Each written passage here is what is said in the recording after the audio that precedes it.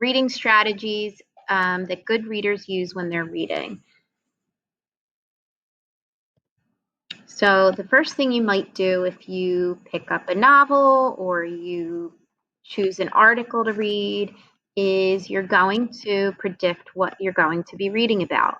You might use titles or pictures or chapter titles.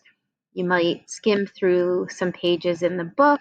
You might read the back of it. But good readers always make predictions about what they are going to read. All right, let's try it. So I'd like you to make a prediction about the mystery below based on the clues that you can use. So we don't have a book in front of us. What we do have is a title. The title is The Case of the Vanishing Valuables. So in your mind, just think about what this story might be about. Another thing that good readers do as they're reading is they visualize, which means that they create a mental picture of people, places, and events that the author's describing. You can sometimes draw a quick sketch of what you're reading about, or you can just create a picture in your mind as to what's being described. And this helps you feel like you're experiencing the story more and better. All right, so let's try it. So just on a piece of paper next to you or even in your head, I want you to think about the passage below from The Case of the Vanishing Valuables. Detective Bree Cody staked out the jewelry emporium because there had been some thefts recently. As she watched, a pale light moved around inside the store. She signaled the other officers and they rushed into the building. They found nothing. Whoever had been there had vanished. No one was seen entering or leaving the building. So, take a moment to think about what that scene looks like. Another thing that good readers do is they connect to the text that they're reading. And there are a couple of ways that you can do that. You can connect the text to yourself, meaning that you can connect personally with what you're reading. Have you ever experienced anything like something a character might be experiencing in the book? You can connect text to text, meaning that you connect the text with a previous text that you've read, perhaps an article or a news story or a poem. You can relate to something that's occurring in the book. And you can connect text to world, meaning that you connect the text with events from the world. So something that might have happened in history or something that's going on in the news. Let's try it with the next paragraph of our mystery. The next night, officers again staked out the store. Again, the mysterious light danced around inside the darkened shop. The detectives hurried inside and found no one. Bree inspected the entire store from floor to ceiling. She found a tiny button on the back wall. When she pressed it, a panel slid aside to reveal a narrow stairway. So think about this for a moment. Can you make any connections? What emotion or event is this character experiencing? Is it something that you may have experienced in your life? Or maybe there's a movie that you watch that is similar to this, or is there a historical event that you can think of that relates to this topic? Another thing good readers do as they're reading is they question.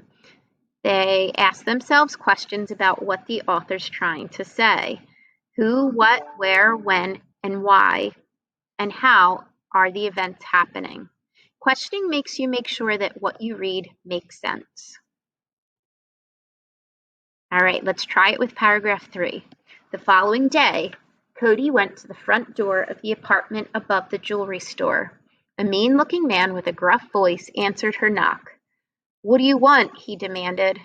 Cody introduced herself as a police officer. She told him that some jewelry had been stolen from the jewelry emporium. Bree asked if she could look around the apartment. "Sure," sneered the man. "You won't find nothing." Think about 2 or 3 questions that you have about this scene.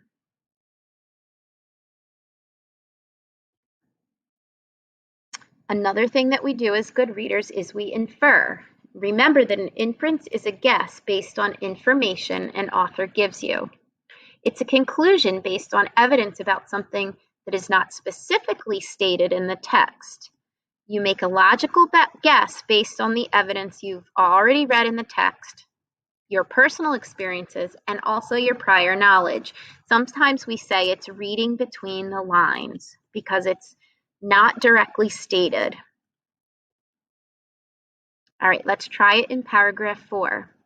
What can we as readers infer about the character's behavior or motivations? What can we as readers infer that the author wants us to learn or understand?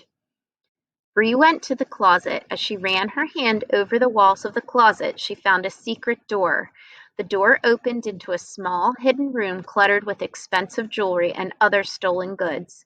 Cody used a small magnifying glass to examine the other 3 walls of the closet. As she suspected, Bree found a tiny button. So think about what you can infer based on this paragraph. The author isn't directly telling us anything, but he wants us to make a guess based on what we've been told. Finally, you evaluate, which means you form opinions about what you've read, both during and after. You might discuss your opinions with classmates or parents and teachers. You might also have a conversation with yourself about what you read. Did you learn anything? Was it important to you? Did you enjoy it? Was the text challenging, easy, or just right? So after that little mystery, think about the following. Is the story suspenseful and interesting? I liked or disliked this story because the author could have made this story better by. Finally, we analyze or summarize what we've read. So based on the excerpts that we read, why do you think the author titled the story The Case of the Vanishing Valuables? Are you able to solve the mystery based on the information the author provided? What can you conclude about this story?